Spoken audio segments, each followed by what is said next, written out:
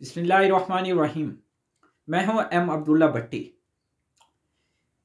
ये जो तजर्बाकार हुकूमत आई थी, 13 जो पार्टियों का एक गुलदस्ता बन के आई थी, अवाम को झूठे लारे लगा के कि खुदा न खास्ता इमरान खान ने मुल्क को डिफ़ॉल्ट कर दिया। इमरान खान अगर कुछ एक दिन भी रहा खुदा न खास्ता तो मुल्क यानी कि ख़त्म हो जाएगा। ये इन लोगों ने इस तरह से पोर्ट्रे किया और जब ये माशाल्लाह से आए तो इन लोगों ने अब मुल्क का वो हालत कर दी है कि वाकई अब मुल्क उस नहज पे पहुंच चुका है। ये अपने आप को जो इमाम खुमैनी, नवाज शरीफ साहब, मफाहमती गुरु जरदारी जी, शबाज स्पीड, फुंको वाली सरकार, मौलाना जी एंड कंपनी, सबको इंतहाई खुशी और फख्र से ये आगाह किया जाता है जनाबे वाला, हजूरे वाला, कि पाकिस्तान के ख़जाने में इस वक्त तकरीबन $5.5 अरब रह गए हैं। वो भी किसी और के हैं। ये याद रखें कि इस मुल्क के अंदर ये 6 अरब जो डॉलर थे, जिसमें से भी आधे खर्च हो चुके हैं, ये एक दूसरे दोस्त ममालिक की जानिब से यहाँ जमा करवाए गए थे और वो इनको किसी भी वक्त उठा सकते हैं, वो इनको वापस ले सकते हैं। तो यूं समझो कि इस वक्त अगर ये पड़े रहते हैं तो मुल्क का दिवालिया होने का जो चांस है वो 90% है। अगर ये निकाल लिए जाए किसी भी वक्त, वो वापस ले, उठा लें, निकाल लें पैसे बैंकों से, तो क्या होगा? मुल्क दिवालिया हो जाएगा। 100% ये हालत हो चुकी है। रोटी है वो 25, नान 35। इस्लामाबाद जैसे शहर के अंदर 150 रुपए फी किलो आटा हो चुका है। सिंध के अंदर जो आटा है वो 6000 के राउंड अबाउट पहुंच चुका है। चमन में 2.5 मन की आटे की बोरी 12,000। ये मुल्क का हालात कर दिया। आज से 10 माह कबल, ये आज जो मुल्क के इतने पैसे हैं, आज से ठीक जब इमरान खान को अनलॉफुल एक साजिश के तहत उसको जब इक़्तिदार से निकाला गया था, उस वक्त मुल्क को जो ये कहते थे दिवालिया हो जाएगा, खुदा न खास्ता ये हो जाएगा, उस वक्त मुल्क के अंदर, मुल्की खजाने के अंदर तकरीबन $16.25 थे। ये 10 माह भी अभी नहीं हुए तो $10 अरब खर्च हो गए। तो पूछना चाहते हैं ये किधर खर्च हुए? क्या कोई डैम बना? क्या कोई बड़ा यानी कि अवामी प्रोजेक्ट लगा? क्या अवाम की खिदमत के लिए कोई उस गरीब लोगों की गुर्बत से उनको निकालने के लिए कोई बड़े प्रोजेक्ट लगे? ज़रा ये कौम को बता देना। क्या गरीब को फ्री सस्ती रोटी मुयस्सर हुई? गरीब को सस्ता इलाज मुयस्सर हुआ? इलाज का तो ये हालत है कि जो पैनाडॉल की गोली थी वो आज तकरीबन जो 20 रुपए वाला पत्ता था वो तकरीबन 60-70 रुपए पे पहुंच चुका है माशाल्लाह से। कोई दवाई, ज़राअत के अंदर आप चले जाए तो लोगों से पूछो क्या हालात है। टेक्सटाइल के अंदर यानी कि 150 के राउंड अबाउट मिले जो हैं, सिर्फ धागे वाली, एक सेक्टर के बंद होने से 20 लाख लोग बेरोजगार हो गए। जो ये कहते थे इमरान खान ने लाखों लोगों को बेरोजगार कर दिया, आपने सिर्फ चंद माह के अंदर। और तजर्बाकार, इधर देखो जरदारी, इधर नजर देखो तो शबाज शरीफ, आगे देखो तो मौलाना, पीछे देखो नवाज शरीफ, इसाक डार, पता नहीं कौन भी है, अख्तर मेंगल, MQM, असफंद यार वली, ये सारे वो लोग हैं जो हुकूमतें कर चुके हैं। तजर्बाकार। इमरान खान तो चलो नायल था, निकम्मा था, निखट्टू था, अल्लड़ था, खिलाड़ी था, अनारी था, उसको सियासत का पता नहीं था, मुल्क चलाने का पता नहीं था, तैयारी नहीं थी, कुछ भी नहीं था। वो तो बिल्कुल निकम्मा था ना, निखट्टू था। आप तो तजर्बाकार थे, आप तो तुरम खान थे, आपको शहनशाह अकबर थे, आप तो तजर्बाकार थे। आपको तो इसाक डार के बकौल मेरा 25 साल तजर्बा है IMF से डील करने का, वो किधर गया जूरे वाला? ये कौम आपसे सवाल करती है। आज मुल्क की हालात किस नहज पे हैं? अमन अमन का इस वक्त क्या हालात हैं? जबकि इमरान के दौर में आलमी इदारे, फोर्ब्स जैसे क्या कहते थे, पाकिस्तान बेहतरीन मुल्क है टूरिस्ट सियाहत के हवाले से, वो ये लिखते थे। आज वो क्या लिख रहे हैं? आज खुद वजीर दाखिला टीवी पे बैठ के राना सनाउल्लाह साहब आप क्या कौम को बता रहे हैं? क्या फिर आप यानी कि कुछ जवाब तो पेश करो ना। यानी कि आप इट्स मीन सिर्फ अपने आप को बचाने के लिए आए थे बकौल खुर्रम दस्तगीर के, और उसमें आप 100% कामयाब हुए NRO 2 लेने में। अभी आपको मालूम है पाकिस्तानियों के अगले 3 माह के अंदर $8.25 अरब कर्जों की किस्तें अदा करनी है। ये याद रखो, कर्ज अदा करना है। अभी वो पैसे किधर से आएंगे आपके खजाने में? तो कर्ज अदा करने के पैसे नहीं तो ये गरीब आदमी को किधर से देंगे? और इनके हालात देखो कि ये चार्टर्ड तैयारों पे आते जाते हैं, इनके शाही खर्चे तो देखो। जब एक मुल्क के हालात ये हैं और ये कहते हैं कि मुल्क दिवालिया नहीं हो रहा, मुल्क अच्छा चल रहा है, कुछ तो शर्म करो, कुछ तो यानी कि गैरत होनी चाहिए। यानी कि कुर्सी है तुम्हारा, ये जनाजा तो नहीं है, कुछ कर नहीं सकते तो उतर क्यों नहीं जाते? यानी 9 माह के अंदर, सिर्फ 9 माह के अंदर जो मुल्क की ज़खायर हैं उनमें $4.96 अरब की कमी हुई।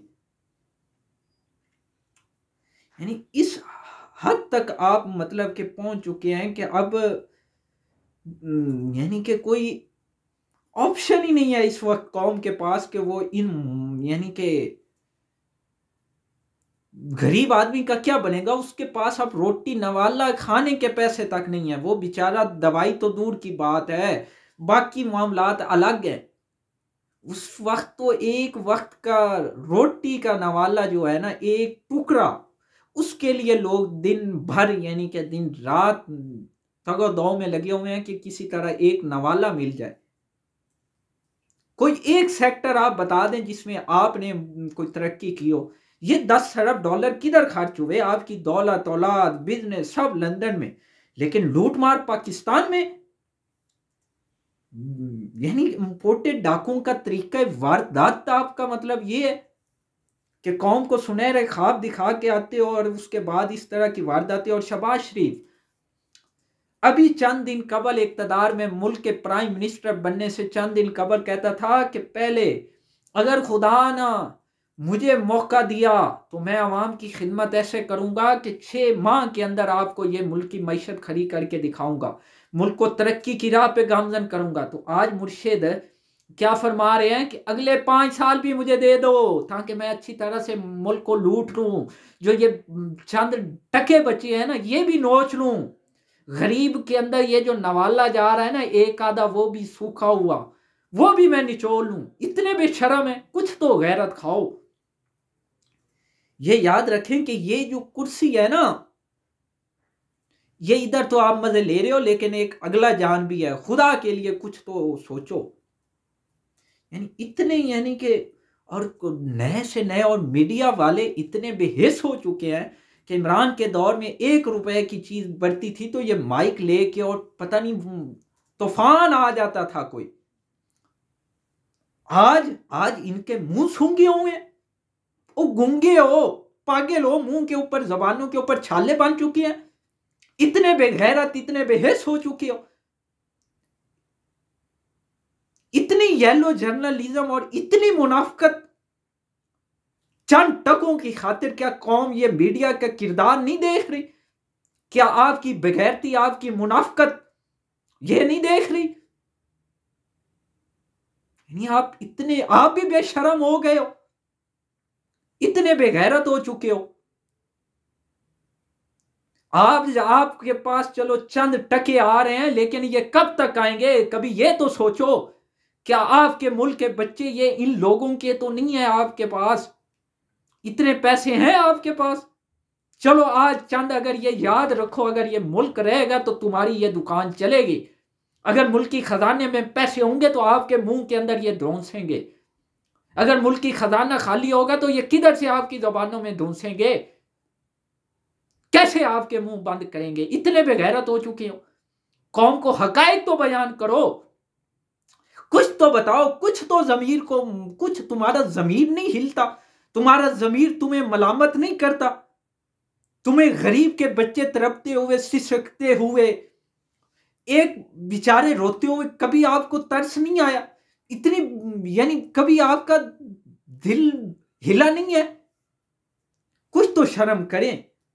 और आज ये दिखा क्या कौम को रहे हैं गुमराह कौन? कहते हैं जी कि नवाज शरीफ जो कंपनी है, यानी उसके बारे में नवाज शरीफ को बड़ा हाजी परेजी नमाजी बना के ये जियो वाले दिखा रहे हैं। मैं शाहजेब से ये पूछना चाहता हूँ, जो वो ये बकौल उसके कि जस्टिस हाकिम निसार के जरिए इमरान खान को सादिक को अमीन डिक्लेयर करवाया गया, वहां नवाज शरीफ एंड कंपनी क्या ये कौम को बताना पसंद फरमाएगी? क्या शाहजेब खानजादा साहब इतनी आप में इखलाक की जुर्रत है कि आप एक साइड के हकाइक अगर बिलफर्ज बयान कर भी रहे हैं तो क्या ये हकाइक कौम को बताना पसंद फरमाएंगे कि नवाज शरीफ ने जो झूठी मेडिकल रिपोर्टें दिखाई और जेल से लंदन किसने भिजवाया उसको, क्या ये भी कौम को बता देना?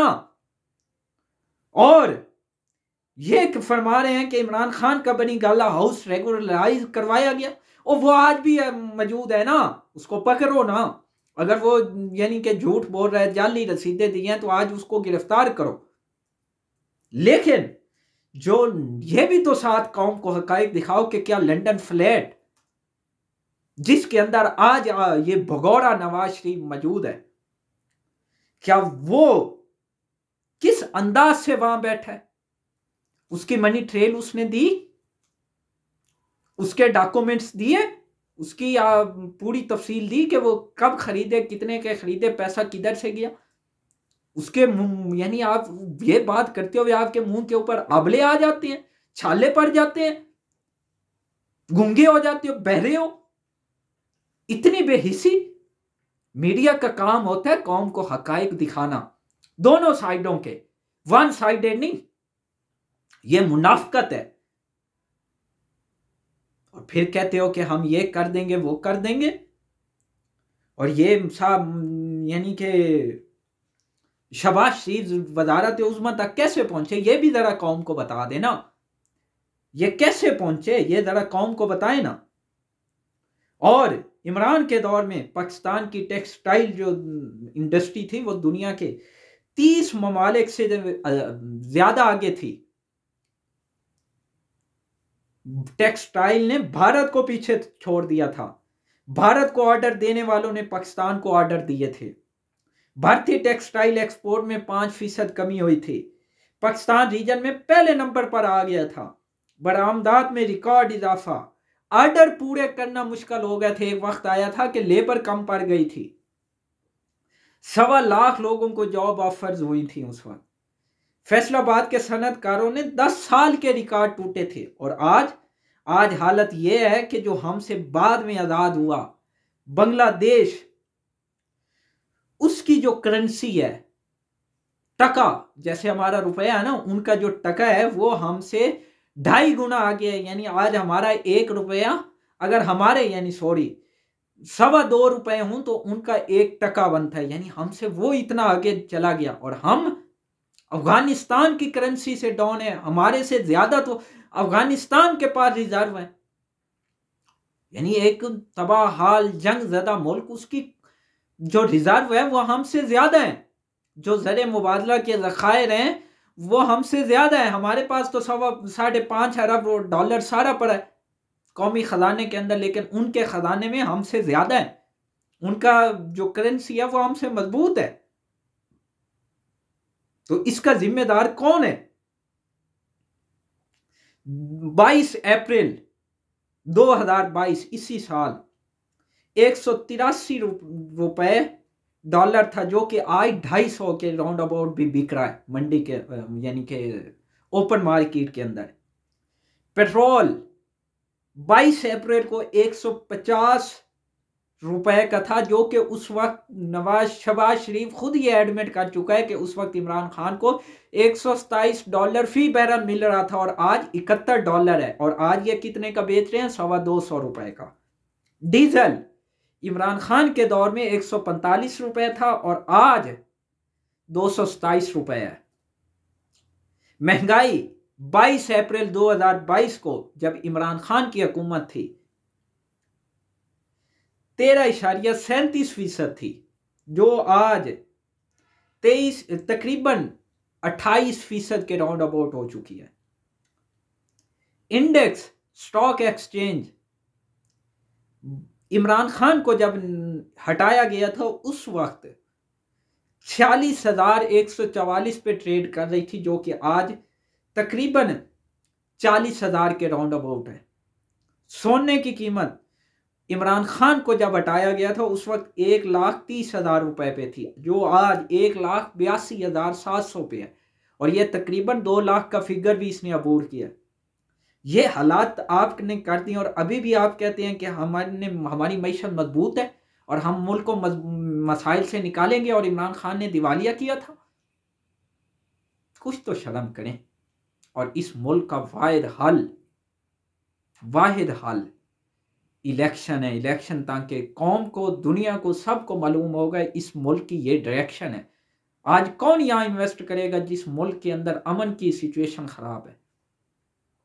हमारे जवान, पाक अफवाज के जो लोग हैं वो डेली शहादतें पेश कर रहे हैं, लेकिन क्या अंदरूनी अमन भी कायम करना ये सिर्फ फौज की जिम्मेदारी है? सियासी इस्तेहकाम भी कायम करना फौज की जिम्मेदारी। हर चीज आप फौज के ऊपर डाल देते हो, फिर कहते हो कि फौज मुदाखलत करती है। कौन फौज को बुलाता है? कौन फौज को दावत देता है कि ये कहा कि करो? आप खुद उनको दावत देते हो ना। जब ये हालात होंगे तो वो क्या करेंगे? वो हाथ पे हाथ रख के बैठे रहेंगे, आपकी तरफ देखते रहेंगे, आपकी नहली की को बस सलाम पेश करेंगे। क्या वो इस मुल्क के यानी कि बशिंदे नहीं है? क्या वो इस मुल्क के स्टेक होल्डर नहीं है? फिर कहते हैं कि वो हमें टेक ओवर करते हैं। आप खुद उनको दावत देते हो। तो आखिर में प्लीज़ चैनल को सब्सक्राइब कर लें और बेल आइकॉन पे क्लिक करें ताकि हर आने वाली वीडियो आप तक बर वक्त पहुंच सके। शुक्रिया।